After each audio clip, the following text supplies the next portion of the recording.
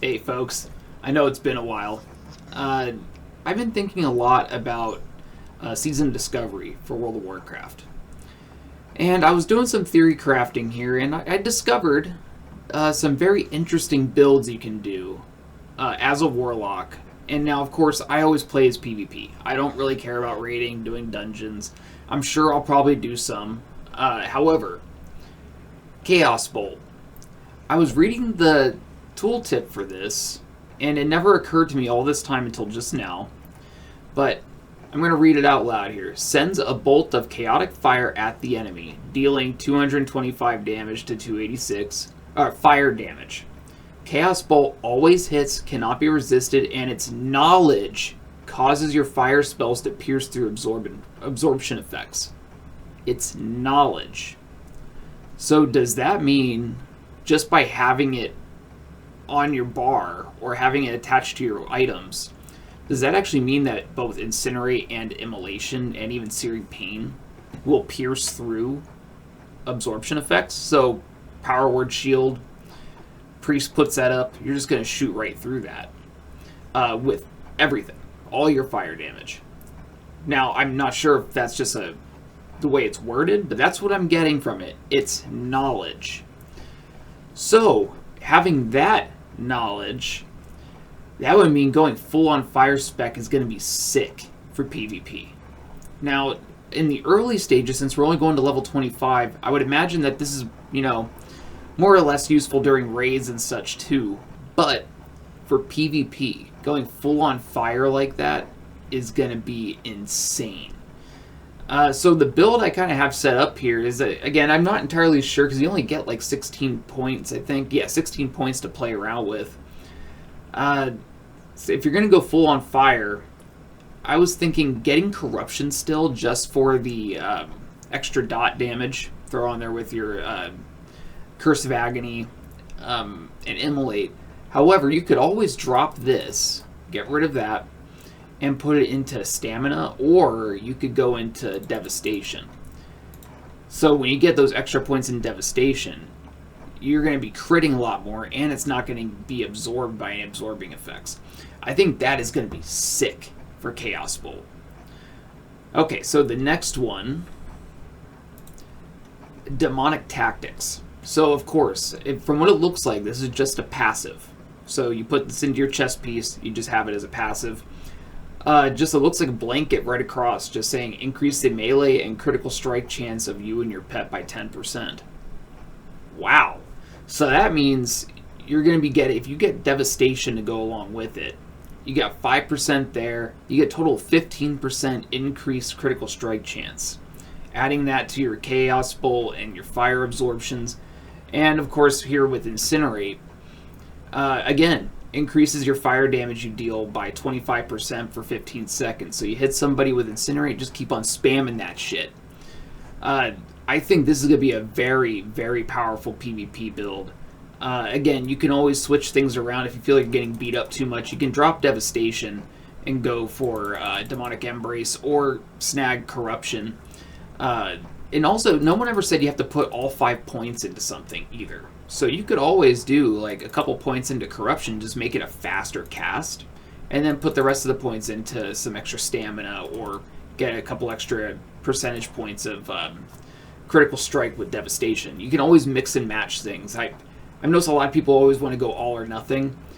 That's not necessary. You can always just put a few points of something into here and there if you want a little bit of both. Because trust me, if you have 3 points into Corruption, it's still going to be a very fast cast. Just it won't be instant. Alright, so the next thing I was coming up with, so for Affliction, you want, Haunt, which is very similar to the one that's on retail as it is now. A second. Let me get Ripley up here. She's kind of squirming around a little bit. There we go. You doing good? Yeah, you're doing good. She doesn't like being kissed. Okay, so for Haunt, a nice Haunt build, we could still go down the Destruction route so you have a little bit of burst with Shadow Burn. Let's drop all this. Go all the way down to just Life Tap and have all 5 points into Corruption. I'm not sure if suppression's really going to be that necessary here. It might be, because in lower levels resistances are a bigger deal, I feel like. So you could put a couple points into that. Then over here, you have 7 points left, so you're going to want to go boop, boop, boop, boop, boop, boop. And yeah, I guess you have to drop these. So if you can get rid of the life tap part, but you can go with kind of a hybrid mass dots, and then drop Soul Siphon here, which just increases your drain life and drain souls damage based on how many Warlock shadow effects you have. Well, let's drop that and put Master Channeler. This is essentially another dot. It's like a super version of Siphon Life. So there is going to be a bit of a cooldown on it, but big whoop, who cares? Because it lasts 15 seconds and it has a 15-second cooldown. So I would say for PvP, going with a Haunt, Master Channeler, and Everlasting Affliction. However, we could always drop that and go with a Demonic Pact if you wanted to. Personally, I like hanging on to Everlasting Affliction. Keep that corruption going at all times. I think this is a very solid build because you're draining your opponent, you're getting health back, you're dealing direct damage, and most importantly, you're dropping those dots, and you're constantly dotting the person up. So, and you're healing at the same time. So this is a very good hit and run build, I would feel like. You can run in there, drop your direct damage stuff, get the dots on them, and start running away. And yeah, I think this is a very solid version of an Affliction build.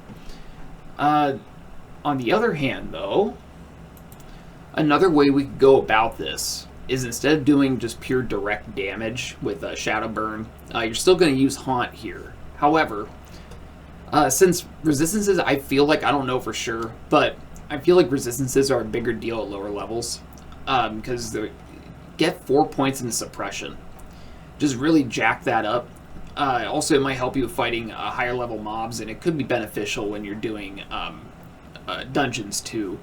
But going with 5 points into corruption, 2 points into life tap, 1 point into amplify curse, 3 into Curse of Agony, and then 1 point, because that's all you can have, 1 point into Nightfall.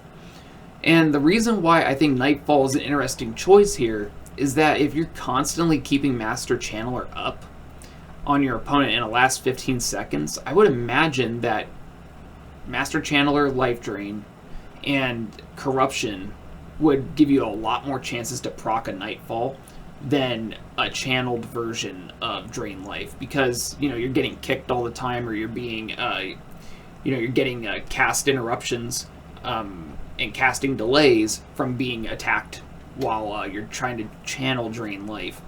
Here you can just put both those dots on and let the Nightfalls flow in. 4 into suppression, 5 into corruption, 2 into life drain or life tap, 1 into amplify, 3 into Curse of Agony, and 1 into Nightfall. Have your Master Channeler, have your Haunt, and your Everlasting Affliction.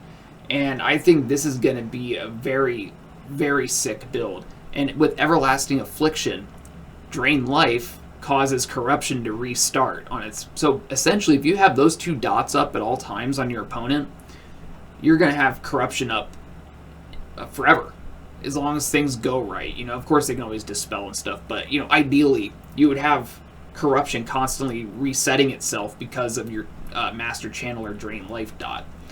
So that's a really actually I think that's a pretty fun build. That might be the first one I try.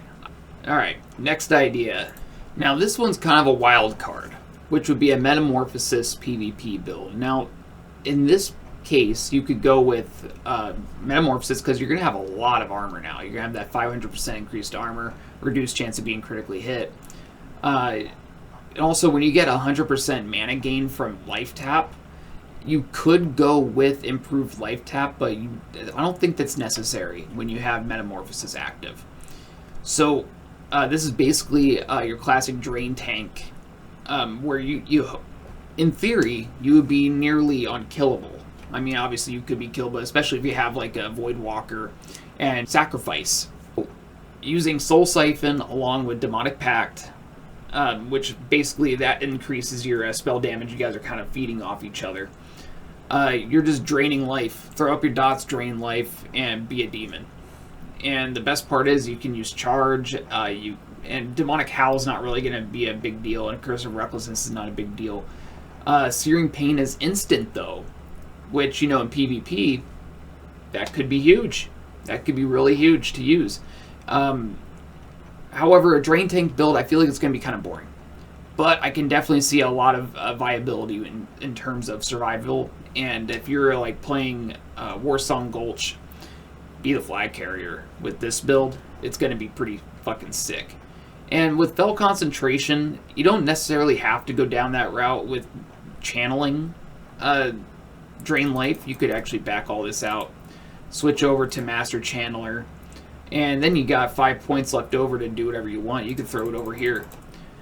Toss it in a Demonic Embrace. Make yourself even tankier. So, this is kind of my quick little, well, I don't know what to call it. It's not really tips or anything because I don't know if these will work. It's just fun ideas that I was just coming up with. And, yeah.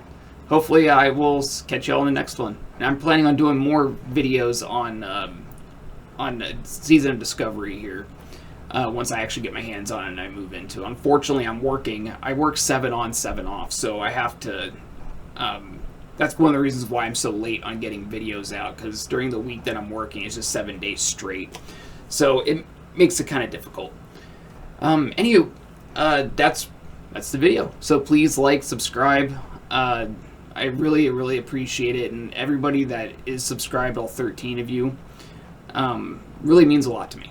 It does, and I plan on trying to be more consistent, and I want to come up with more videos. If there's actually any of you that see this and have an idea of something for me to talk about that you guys might find interesting involving gaming or whatever, and also I'm not opposed to coming up with ideas for videos that are not gaming related, because this channel doesn't have to be gaming. It could be a variety channel for all I know. I just was trying to keep it consistent with just being gaming and specifically, but I love talking about true crime. I also like talking about politics. However, politics is maybe politics. We'll see. But I love talking about true crime and things like that. So, anyways, please like, subscribe, and I'll see you in the next one. Take care of yourselves.